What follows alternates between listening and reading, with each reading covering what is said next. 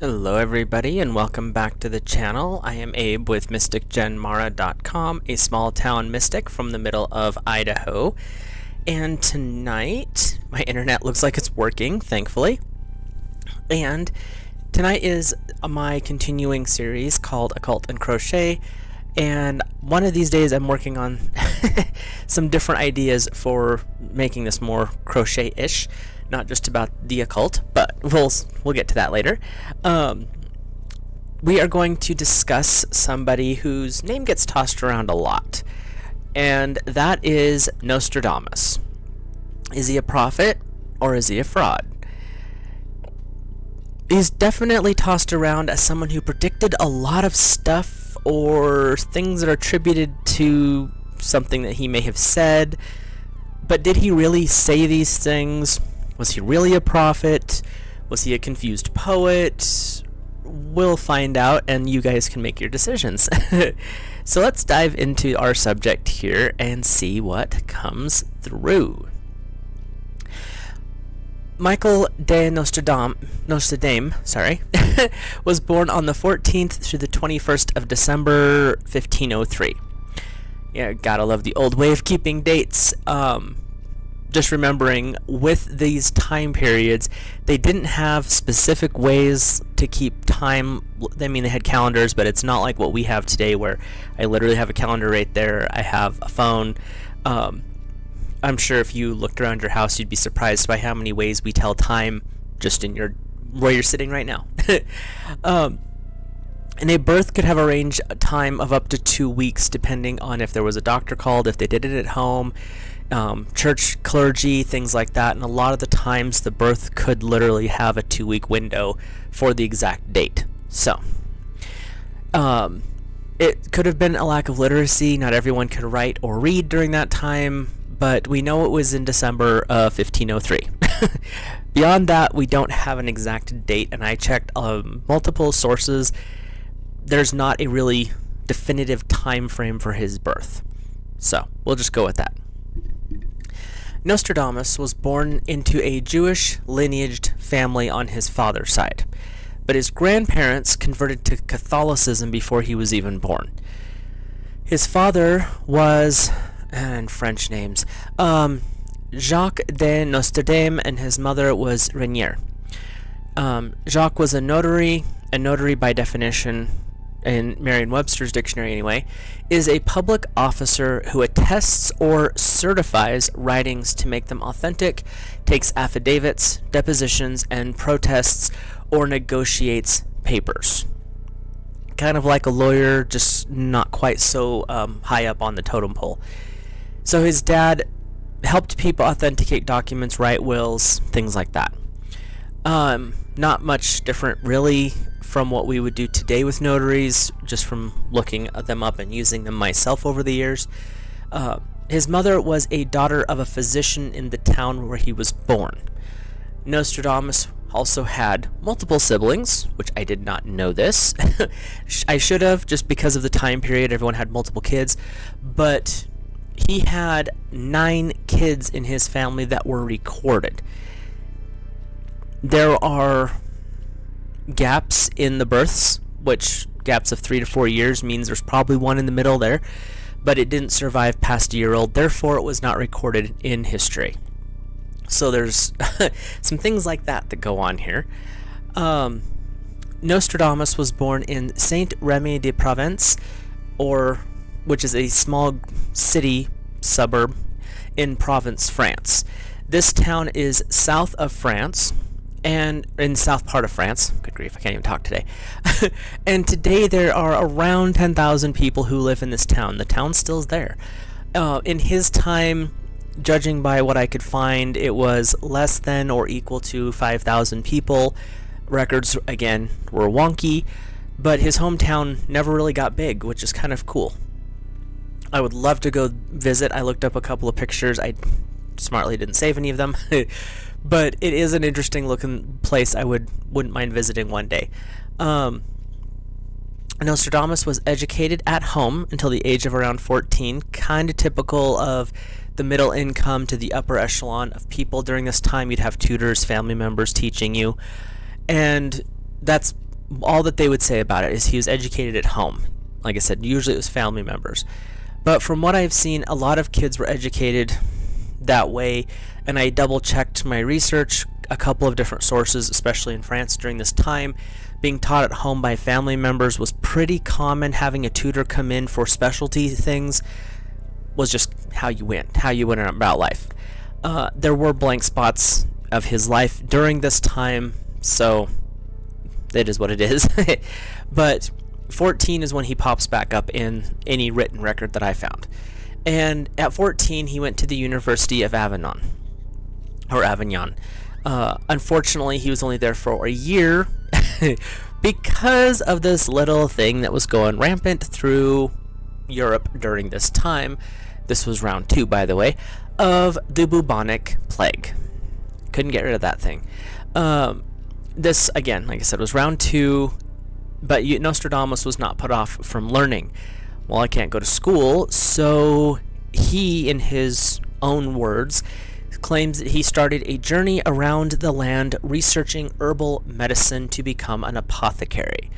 This journeyman time for him was between 1521 and 1529 AD, give or take a couple of years. The dates were fairly consistent, but there was a couple of sources I saw that had the dates shifted, but around that time period for about 7 years.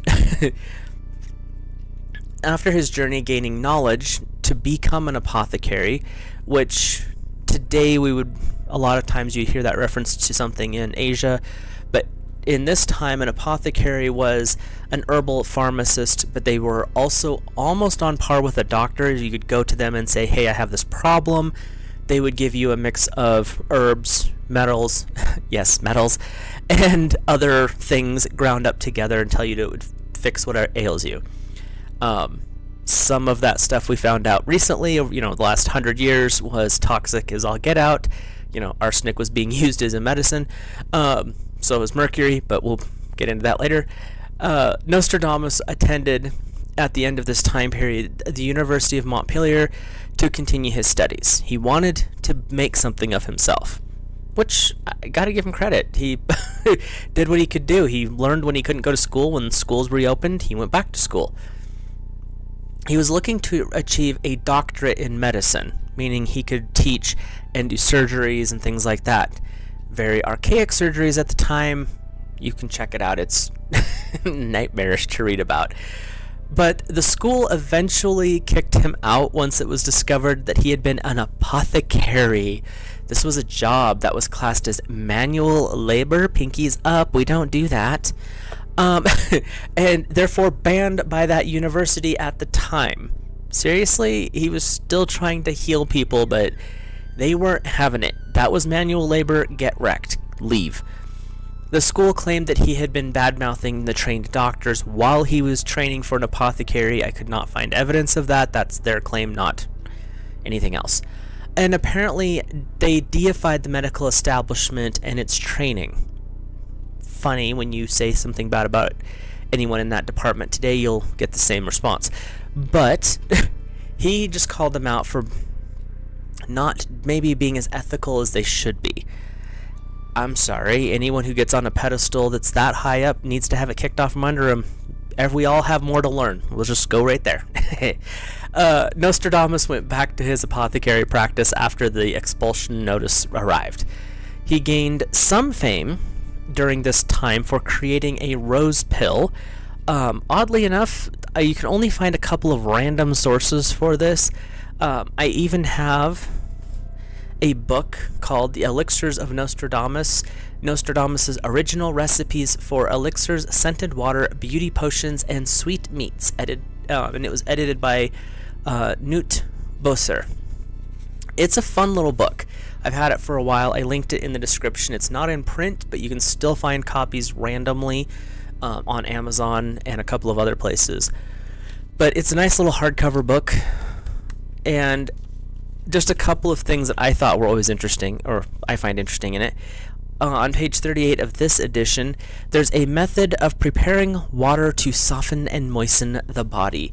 And the wording translated into English is entertaining.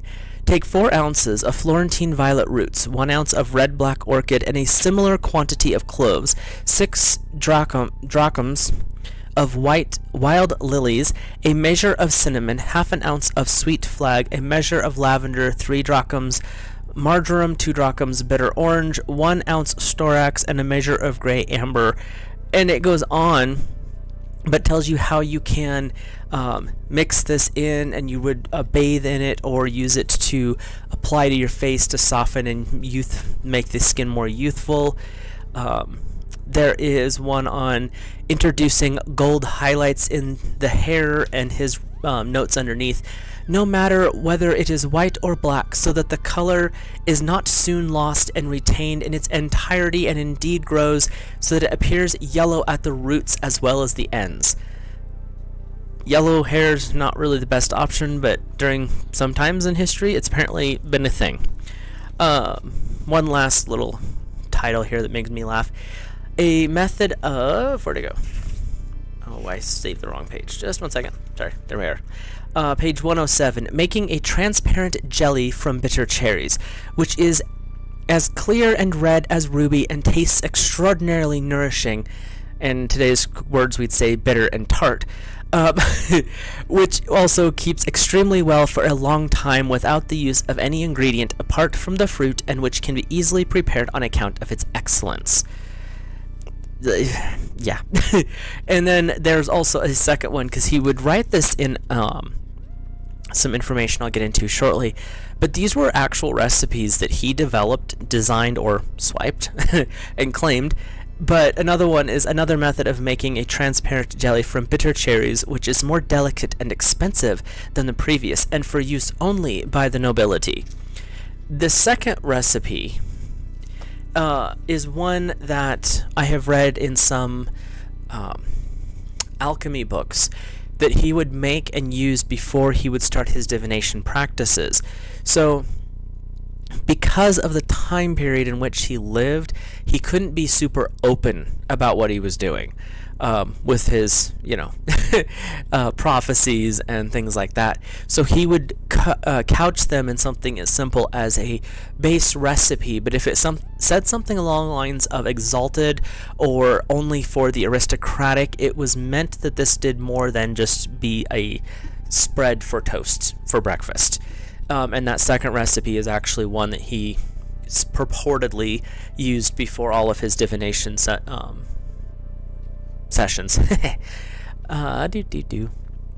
Back to the rose pill.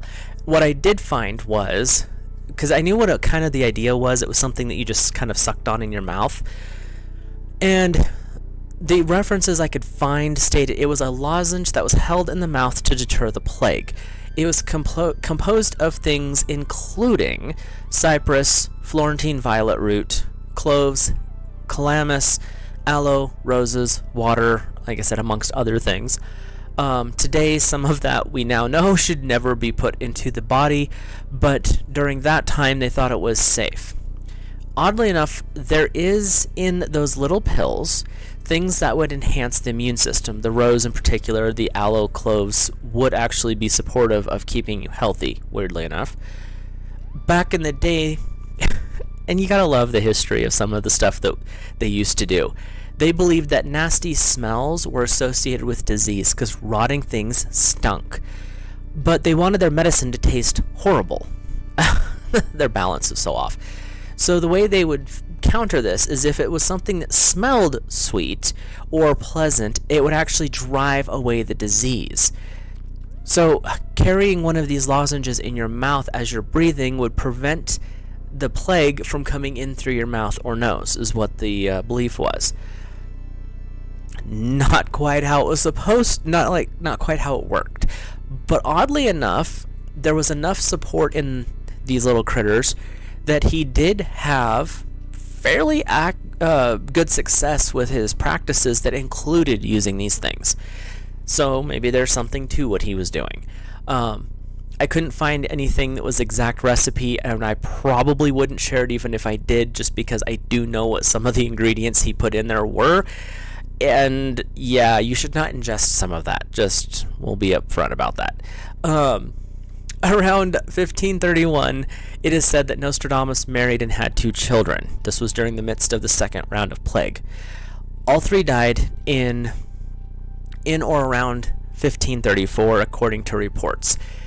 There was not a definitive time. She wasn't anybody of note. He was not really that popular at the time. People knew of him, but it wasn't like he is today. So who this woman was really not of consequence, which is sad because it would be interesting to know who she was. Without confirmation, again, I can't say who his wife was. After their deaths, he returned to traveling and continuing his studies into herbal healing through his apothecary. It was during this time that he also started to get a little bit more curious into the occult and more mystic practices. So it wasn't just the healing he was looking into, it was into alchemy as well as other forms of the occult. Nostradamus traveled around extensively during this time and eventually started fighting the plague as he went along. He was doing a little bit beforehand, but during this time period of his travels, he really became focused on the plague as far as his apothecary work went. In 1545 is about when he really starts hitting the mainstream for his work with the plague. He worked with other doctors, but went solo during some of this time period battling this thing. The bubonic plague would create these horrible sores, eating away at your fingers. I will not show pictures of that, just gross. I shouldn't have looked, but I did. I don't recommend it. But what he was talking about, because bubonic plague today is something we can actually deal with. It's not as common. You don't really hear about it. There have been random cases. It comes from certain types of rats and rabbits. There's one other of the weasel mouse family, that rodent family, that carries it all the time. But we don't have a problem with it today like they used to, because he actually figured some of this out before we knew what germ theory was. And that was, he used what in this time were revolutionary methods: fresh air, sunlight, clean drinking water, taking a bath more than once a month, washing your hands after you go to the bathroom. It was little things like that, and getting more clean around your house. You didn't just leave your grain sitting in a pile in the corner where the mice and stuff would defecate in it, leading to the disease. His methods led to better survival rate than normal prescribed methods, and using the rose pill himself and other people were using similar things that he was designing. It was keeping those who were taking care of the people with the plague from getting it worse. Other doctors were starting to pay attention because he had a really good success rate. People were surviving, not just 20%, which was about the average at the time. He was getting higher and higher numbers. I couldn't get an exact number, but 65 to 70% of the people he treated were surviving, coming through this. They might be missing some fingertips, but they were coming through it. They might be scarred up pretty bad, but they were still alive. So, the methods that were being used by the mainstream at the time, and this was commonly accepted practice, was bloodletting, mercury applications internally and externally. They had sources I found said they made a cream out of mercury. First of all, that's very tricky. Second of all, what? Why would you just think that mercury smeared on your face on a wound would be a good call? And ingesting mercury, it does bad things to the system, just across the board. And if it gets into your brain, oh man, won't get into that. But that's what they were using during this time period. And I, to this day, cannot figure out what the purpose was and why every culture, and I mean almost every culture that had any form of metallurgy, used mercury as a medicine. And it was internal. Like, stop with the poison metal. It does have some uses, but it's not something you're just going to give a vial of it to somebody and be like, here, take this. But they did, and that's why we know where, like, Lewis and Clark went across the country, is they were using mercury ointments and mercury ingesting to deal with a small syphilis outbreak. And so you have these little pockets of mercury all across the Rocky Mountains, but you can tell where they're at. I don't understand.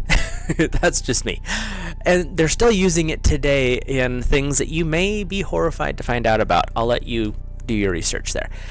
It's not under the term mercury, though. They've found a way to disguise the name so you don't realize what you're taking. Anyway, in 1547, Nostradamus decided to settle in Salon de Provence.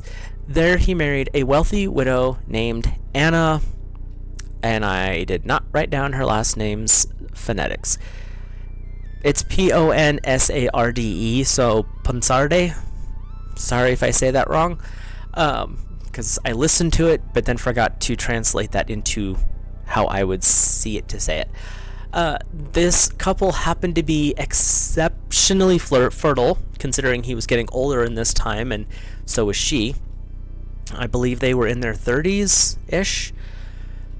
This was, they had 3 boys and 3 girls before she kind of stopped having kids, which that's significant for someone who's above the age of, 30, especially during this time period. So, it was during this time from 1556 to 1567 that they bought a share in a canal project, and that set up a another path of earning money. She was wealthy, he was developing his own wealth. When they came together, she had income from a couple of different sources.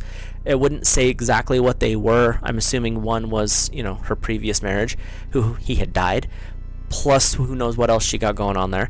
And then he had his apothecary business and some other things, which we're starting into now, that were bringing him in money. When they jointly went together, apparently this canal project, they would get money till the end of their days, because they bought into the building and running of the process.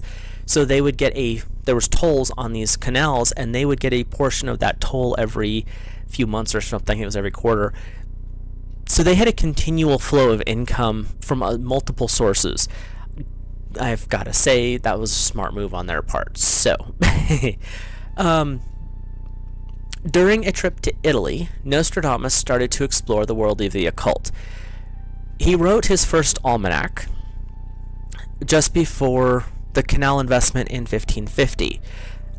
Maybe he foresaw the windfall that would have come from this investment. You can only surmise. But it was interesting that he started really focusing his attention on the occult, divination, alchemy, and then they make this really smart investment and get a very substantial sum of continual income. The first almanac was so successful. Now, an almanac during this time was published to kind of give you an idea, like they are today, for planting, harvesting. It was kind of like a horoscope of the time, so you'd have your zodiac information in their birth charts, things like that. You also had a section for prophecies, for poetry, for recipes. Again, some of those recipes are in here, little beauty secrets and things like that. Some of them I will say I've tried some of the stuff in here. The hair lightening one, not so much, because I have another way of doing that. But some of the other stuff, making your own rose water and stuff like that, he actually has really good information in there. So if you're interested in historical stuff, check it out. It is kind of fun. And full disclosure, I've made his more delicate, or whatever it is, cherry jam. I hate pie cherries, which is what he recommends as the bitter cherries. I did mine with Bing cherries, and it does come out very thick and very, very intense colored. So it is fun to play with, just to see what he was doing. Don't use the poisonous stuff. Please do research. Back to his almanacs. They were so successful that he decided to write 1 or more a year. Sometimes he'd write as many as 4 from what I could find. These almanacs are said to contain over 6,300 prophecies, and he would write these things until the end of his days. He had these almanacs going. That's just a lot of prophecy. These almanacs weren't just for the common person who could read, which was your middle class. they ended up in the hands of nobilities, of kings, of dukes, of earls, of nobles of all sort. These people started to contact him for psychic advice and personalized horoscopes. Again, he had money coming in hand over fist once he got his name out there. It was pretty impressive. He preferred that clients bring their own basic birth charts. Go to an astrologer, get your birth chart done, I will interpret it for you, was usually what he would say. He was not great at astrology and birth charts. I can relate. I struggle with astrology pretty heavily myself. When he would do charts, this is the one thing that because he knew he wasn't good at it, he ended up making mistakes. It wasn't intentional, it's just things that he would do.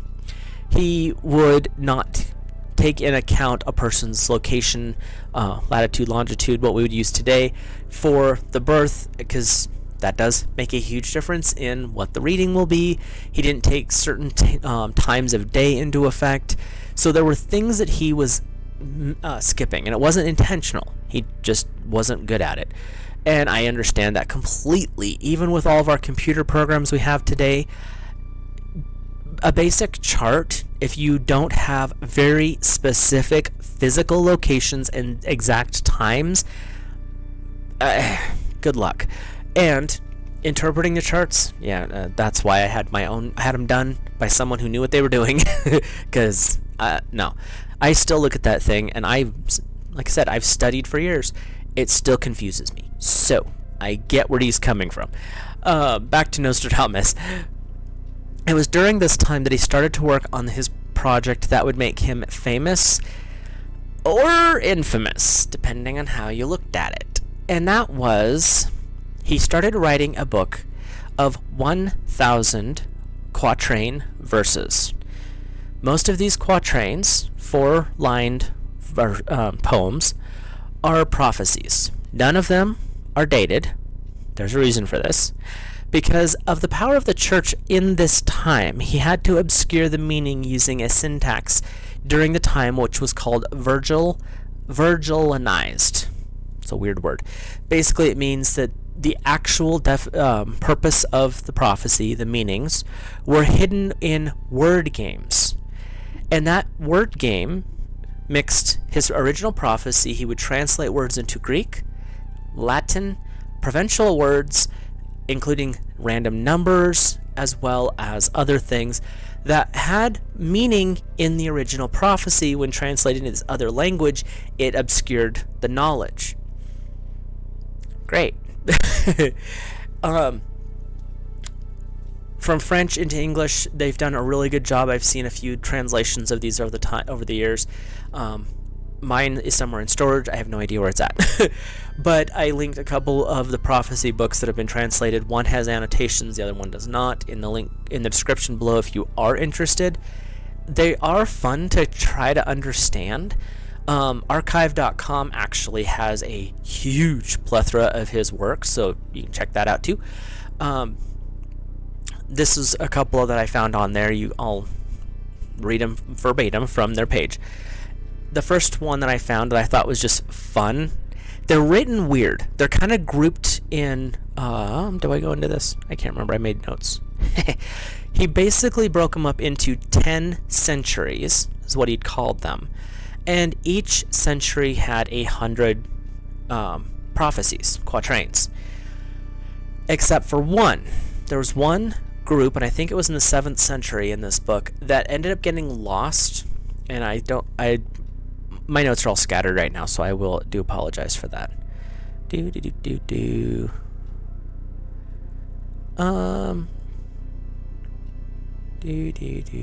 don't think I go into it too much, sorry. But I do know what happened.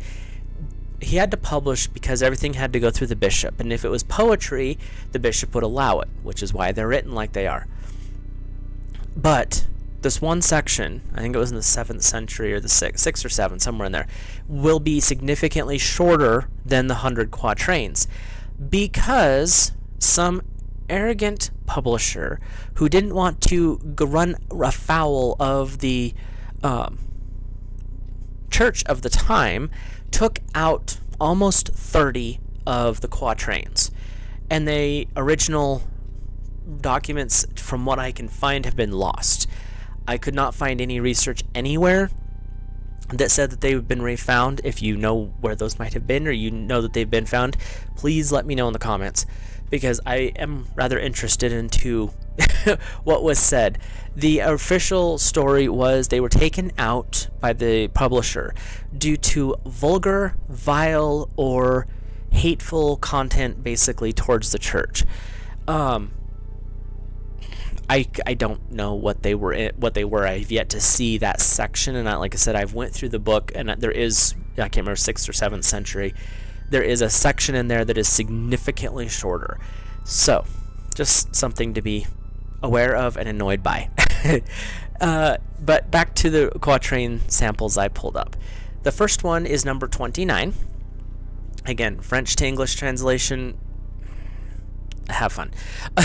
When the fish travels over both land and sea is cast onto the shore by a great wave, its shape foreign, smooth, and frightful. From the sea, the enemies soon reach the walls. There have been people who've attempted to translate some of these to say that this was a sea and land going military force, and that when they would invade, they would come from the sea, but they would do so in basically the dark of night where you wouldn't know that they were there. One of the translations of its shape foreign, smooth, and frightful, they would actually pull their sails down and row quietly in, but you wouldn't hear them. So that could apply to a lot of different cultures. Some of his stuff would specifically state certain places. There's references to France multiple times. He would reference stellar events, so this one could also reference Pisces, the fish that travels both land and sea, because it's a dualed fish. There's a lot that you could interpret into this. That's the thing with what he did, is he made it really hard for us to understand. Just what he did. The second one I pulled up was number 44. In a short time, sacrifices will be resumed. Those opposed will be put to death like martyrs. They will no longer be monks, abbots, or novices. Honey shall be far more expensive than wax. Again, when you read these things, they don't make a lot of sense. There is some reference, some theories about this one that had to do with several of the people in the church that wanted to go back to a specific, very strict way of doing things versus the ones that were like, that's not exactly what the Bible says. So you had this fight going on, and the people who were disagreeing with each other literally were dying. The honey shall be more expensive than wax.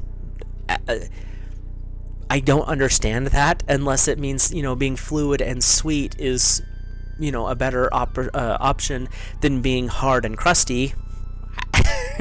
That's the closest I can come up with. And I couldn't find for this particular one any references as to what it would mean. I'm guessing as to by what it says, what it could be interpreted as. He had some interesting ways of dealing with words. And you can let me know what you think of those two if you have any ideas pop into your head. As I've said multiple times before, actual prophecy is interpreted by prophets, not by the rest of us. So, back to our Nostradamus buddy. The book that he read was going to put those two plus his 998 others into was called Les Prophéties, or the Prophecies in English. Nostradamus's most famous work to date.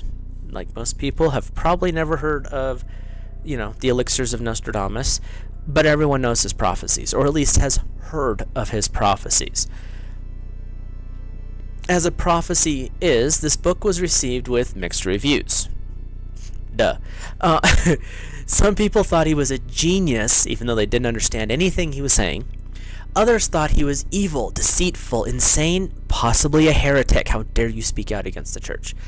This book was heavily influenced by what we would know today by biblical prophecies, Greek and Latin philosophers, which are referenced multiple times, or at least alluded to multiple times through his work. Now, what he was doing there is anyone's guess. even though the title of his book was technically called The Prophecies. I got notes out of order here. I do apologize. He never claimed to be a prophet. He would say that he was a diviner. The information was coming through to him, which means he's a prophet, but he never claimed the title. He used multiple ways of divination to gain his prophecies. One of his skills, and I've used this one myself so that I can say that there is something to this, was the art of bibliomancy, which is using books as a divination tool. He would use these tools to inspire some of his prophecies. He would also use a darkened room and scry into a candle flame, very powerful for altering your state of awareness, or a bowl of ink. Some people claimed water, but most of the deeper work I found on him specifically stated he was using ink as a scrying surface. I might be wrong in what like I said, the sources that I read said water or ink, but when I've done my own research, especially when I look into the alchemical side of what he was doing, they referenced ink specifically. Even during this time, water wasn't a common one to scry with unless you were out on an open body. If you were inside, you would scry with tea, similar to tea leaf reading, but you'd make your tea but leave the tea leaves in there. They'd float around the top, and you'd make your interpretations from that. But from what I've read about him, he would literally sit in a room. His candle would be right behind him, so that it wouldn't be seen directly on the bowl of ink. It's like this thick, or this deep of ink in a little wooden bowl usually. And he would sit on a very specific 3-pointed chair. So he was at the apex of a pyramid, basically, of a tetrahedron actually. And he would sit with the light behind him. In most cases, there was a few places where they would say he would circle his table with candles so that the light would reflect off of the ink. Other times it was he'd stare into black ink. Who knows, maybe he did both. And he would focus and stare at this black reflective surface and see images. From those images, he would write his quatrains in full French. Then he would translate them through that virginalization, whatever, into what he would eventually publish. I wish you could get access to his full journals, because I'm sure there'd be a lot more information in there if we could find them. I have yet to see reference to them yet. I'm still looking. Doesn't mean I haven't missed something along the way. But those are kind of some of the ways he would use it. Bibliomancy is where you take a book and you can, if you have a library, which is what I used to do when I had all my books out, is you just take and run your finger along until like basically one kind of caught your attention, or you could have your back to the shelf and one would fall off the shelf, which was always creepy, but that book was usually the one that worked. And then if it fell off the shelf on its own and opened, whatever it was open to is where your information was. Otherwise, you'd take the book that you were drawn to, open it, hold it like this, cover to cover, and then just let it fall open, and whatever page opened up to would be what you would work on or work off of. It doesn't specify which form of bibliomancy he used. There's a lot of different styles to this art. I've used several of them in my own work, and I will say that even if you think a book is going to open halfway in the middle because that's the way it's folded, when you're using bibliomancy and you're actively looking for something, that book can open to page 3, which makes no sense because it shouldn't do that. And you might be surprised by the answers you're finding in there. So what he was doing was viable, at least in my opinion. Anyway, part of what Nostradamus would do with his astrology, and this is where I had my stuff out of order, was called judicial astrology. The date of your birth, the placement of the elements in the chart are specific to how you live your life. Going against that basically means your life's going to suck. But he was criticized for not being thorough in his interpretations. But that didn't stop people from listening to him. For example, King Henry II of France's, his wife, Catherine de Medici, was one of Nostradamus's most powerful allies. She was the queen of one of the most powerful empires of the day, so that says a lot about where his abilities and interests ended up. She liked his almanac of 1555 specifically. That led him to being summoned to Paris by Her Royal Majesty.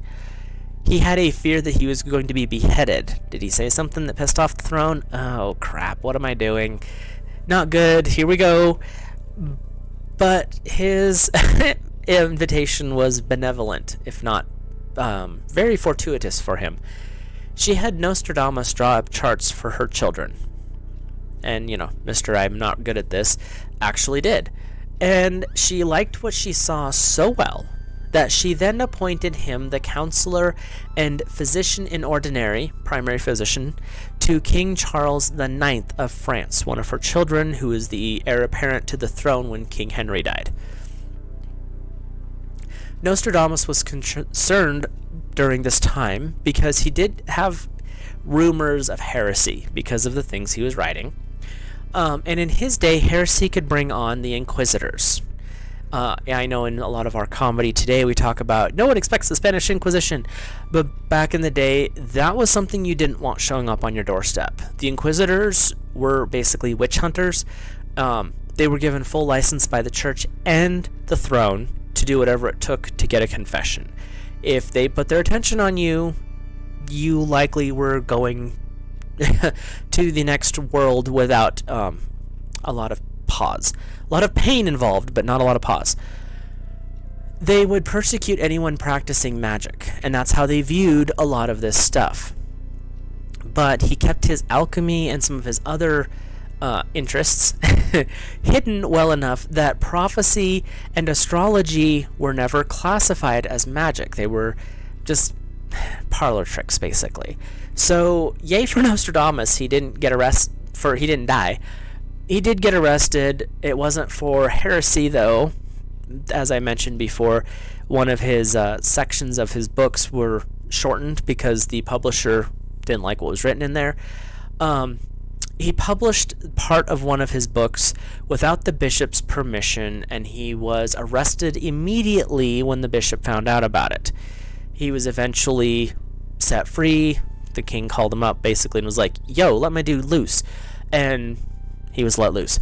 But he did have a little bit of a scare with that one, and that's where you come up with some of this information about the use of certain ones of his quatrains in that one particular century were not to the approval of the church, so to speak. So the church had an unbelievably high level of power in that time. I do not have a lot of respect for a lot of the things that they did because they were very oppressive. They also dictated a unbelievable amount of political authority. Never a good thing. It was a wild time, and it was coming out of that really constrained. The church had a death grip on people during this time period, so there were some more lenient things going on. It wouldn't be done literally until the 1800s, as I've referenced multiple times with other of our occult and crochet topics. Bouncing ahead here, Nostradamus pretty much lived at the palace during the last few years of his life. So we're going to kind of wrap things up now. Nostradamus had gout. Pretty common thing for anyone of middle to upper class during that time. The type of food, lack of sunlight, lack of exercise. Very, very high meat, low vitamins, because vitamin C is how you keep some of this under control. But what I thought was weird about him having gout is he literally ate this one of his cherry concoctions almost daily, which is a good way to keep gout at bay. So him ending up with that was kind of odd to me. Makes you wonder what his diet really was like. Anywho, in 1566, his gout turned into edema. And I had to look this up because I didn't understand how this works. Gout is an inflamed joint or muscle, generally. Edema is when that inflammation starts to retain massive amounts of fluid in a body part. Generally, it's in legs and feet, but it can literally do it anywhere in the body. And that kind of inflammation literally suffocates the bones underneath, so you can actually break your bones and not even realize it for days and just have pain. very, very miserable system. Today we have ways to deal with it: better diet, exercise, go outside, eat an orange, things like that. But during that time, if you got edema, gout was bad, but edema was almost a death sentence. You knew your time was pretty much over. Anyhow, he did sense that his time was coming. He was kind of medical, so he kind of knew what was happening. He drew up a very extensive will with one primary supplementary document, which, from what I could see, was the will was the basics, and if contested, this was part 2, is kind of how it worked out. The will was not contested, from what I could see. His vast wealth was let's start that over again. His vast wealth was left to his kids and his wife. 6 kids, 1 wife. His finances at the time of his death, this is liquid assets primarily, they didn't say properties, but his assets, were 3,444 crowns. In today's money, that would be over $300,000, and that's in movable assets. So property wasn't, from what I could read, we'll just say that up front. From what I could read, it didn't look like that was his properties, because he had multiple houses. The story goes that on the evening of July 1st, 1566, Nostradamus called his personal secretary into his room and told him that he would find him dead in the morning. On the morning of July 2nd, 1566, Nostradamus was indeed found dead in his room, next to his bed, beside his writing table.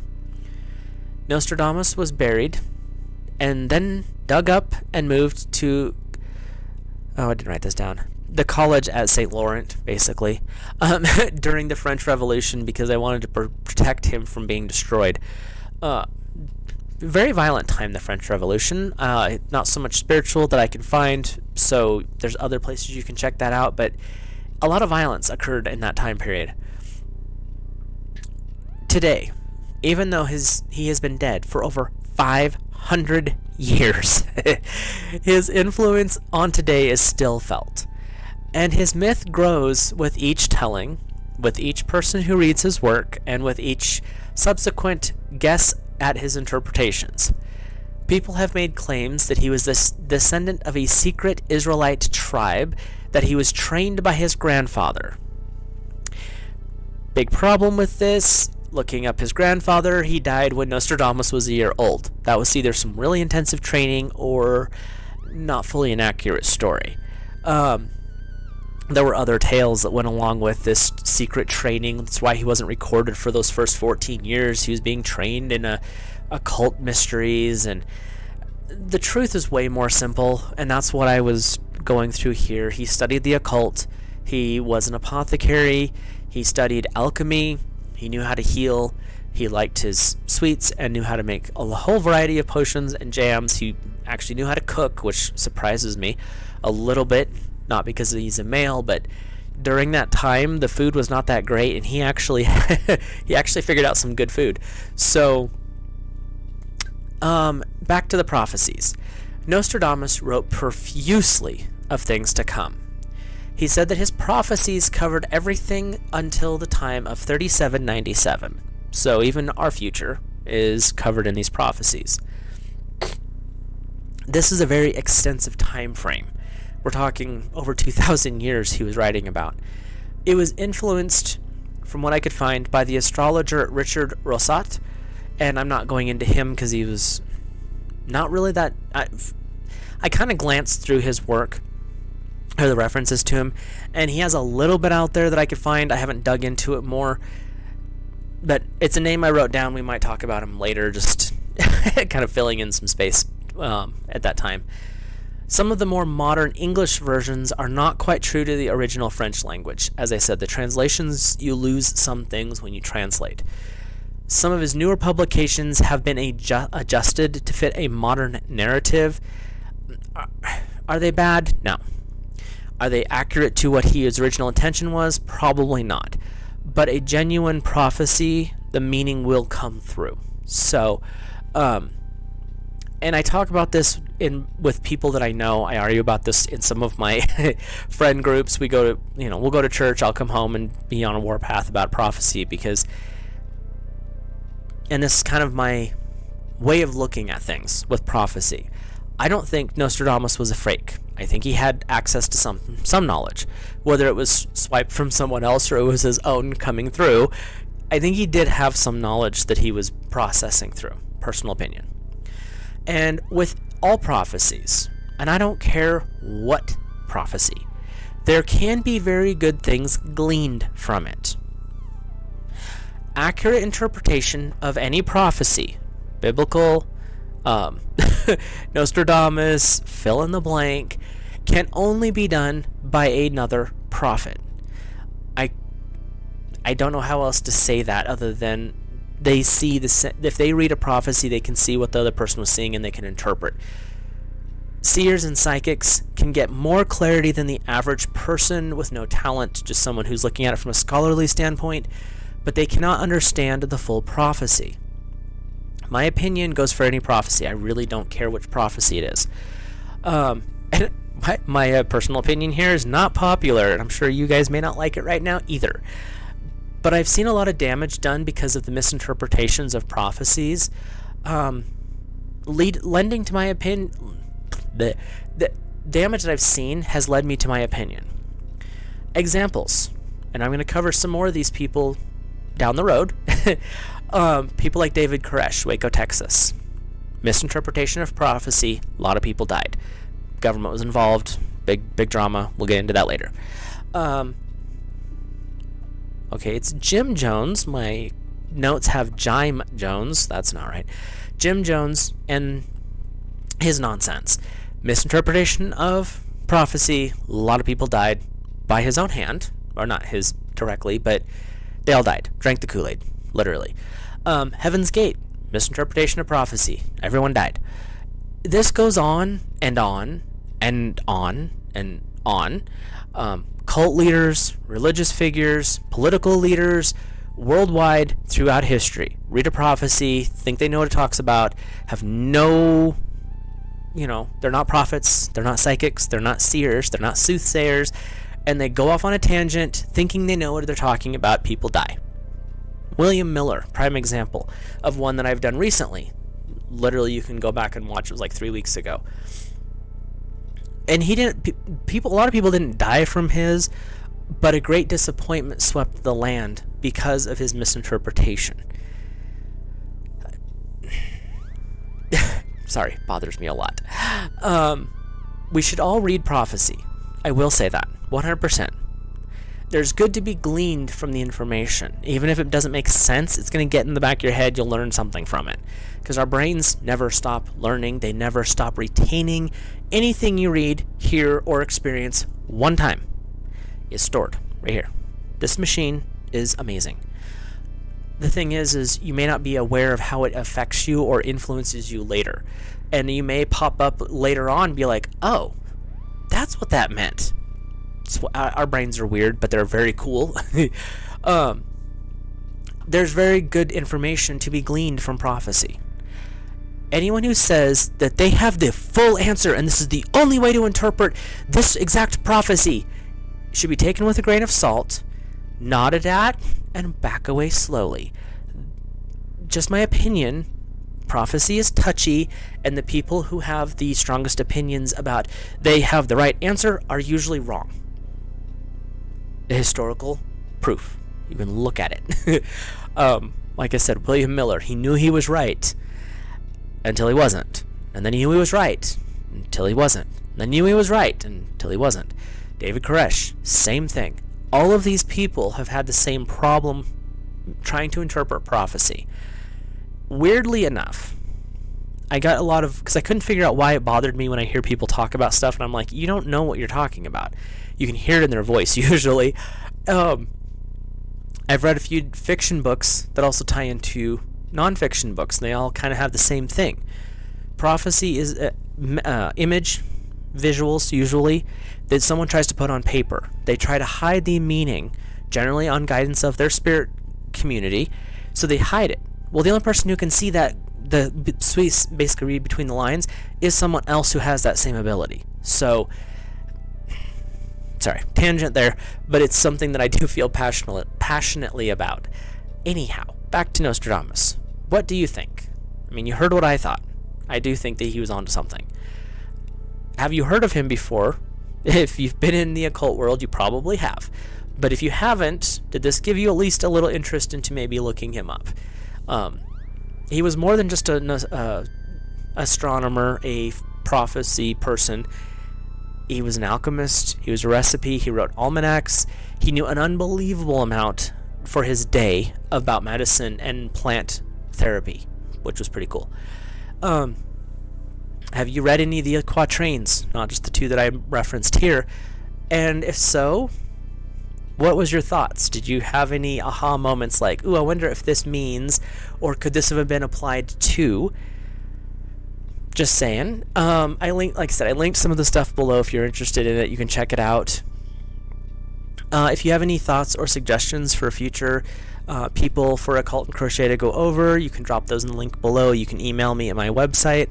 The usual, if you enjoyed this, drop a like, hit the subscribe button if you want to keep up with me whenever I'm going live or dropping videos, and let me know your thoughts in the comments. The one thing that I ask is let's be respectful. I think we all can use some more respect in our lives. With that, I will let you guys go. Have a great rest of your evening, and I will talk to you in a future video.